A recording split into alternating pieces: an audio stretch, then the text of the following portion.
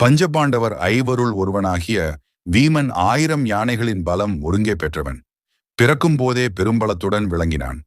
ஒரு நாள் தாயான குந்தி தேவி கைப்பிள்ளையான வீமனை ஒரு பாறையில் நழுவ விட்டுவிட்டாள். ஐயோ, குழந்தையின் உடல் நொறுங்கி போயிருக்குமே என்று அஞ்சி குழந்தையை எடுத்தாள். என்ன விந்தை! குழந்தை சிரித்துக் கொண்டிருந்தது. சிறு சிராய்ப்பு கூட உடம்பில் இல்லை. ஆனால் அக்குழந்தை விழுந்த இடத்தில் பாறையில் குழியிருந்தது. வீமனின் உடல் வலிமையை காட்டுவதற்காக வழங்கப்பட்டு வரும் செவி வழி செய்தி இது. வீமன் உண்பதற்கு உணவு வண்டி வண்டியாக வேண்டும். பகாசுரனுக்காக அனுப்பிய ஒரு வண்டி உணவையும் வீமன் ஒருவனே உண்டு விட்டான். பகாசுரன் மிக வலிமை வாய்ந்த அரக்கன். தன் உணவை வீமன் உண்பதைக் கண்டான். சினம் கொண்டான். ஓடி வந்து வீமன் முதுகில் ஓங்கி ஒரு குத்து விட்டான். வீமன், அப்பாடா, உண்ட சோறு விக்கி இருந்தது, இப்போது உள்ளே இறங்கிவிட்டது என்றான். பல் தேய்க்கும் குச்சி முழு பனை மறந்தானாம். இவ்வாறு பல செய்திகளை மக்கள் வியந்து பேசுவதை இன்றும் காணலாம். பெருந்தீனியனாக இருந்தாலும் வீமன் ஒழுக்கம் தவறாதவன், பக்தி நிரம்பியவன். ஆனால் பிறர் காணும்படி பூசை, அர்ச்சனை, தியானம் ஏதும் செய்ய மாட்டான். அவன் பூசனை அனைத்தும் மானசீக பூசனையே.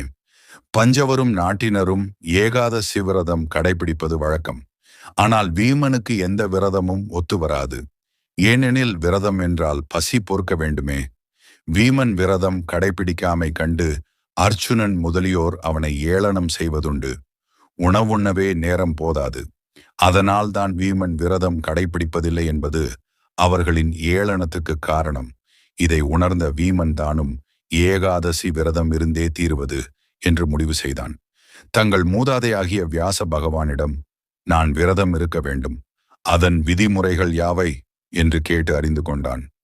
பசி பொறுக்க இயலாவிட்டால் என்ன செய்யலாம் என்பதனையும் மறக்காமல் கேட்டுக்கொண்டான்.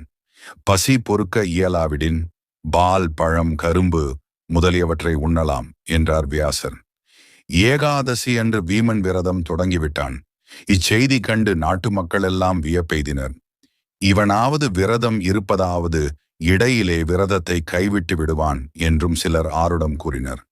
ஆனால் வீமன் பிறர் ஏளனத்தை பொருட்படுத்தவில்லை. விரதம் காலையில் தொடங்கியது. காலை மணி 10 ஆனது. வீமனுக்கு பசி பொறுக்க இயலவில்லை. கால் கைகள் அனைத்தும் சோர்ந்து போயின. கண் பஞ்சடைந்தது. காது அடைத்தது. பெருங்குடல் சிறு குடலை கவ்வத் தொடங்கியது. இந்நிலையில் வியாசர் சொன்னபடி பால், பழம் முதலியன உண்ணத் தொடங்கினான். அந்த ஒரு வேளை அவன் உண்ட அளவு எவ்வளவு தெரியுமா?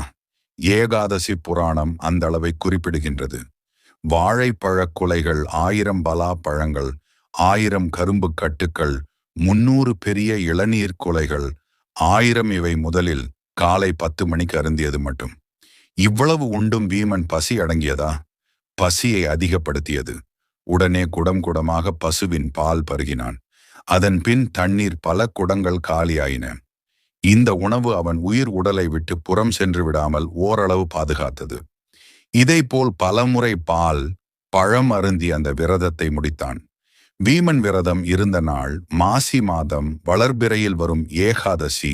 ஆதலால் அந்த நாள் விம ஏகாதசி என்றே வழங்கப்படலாயிற்று.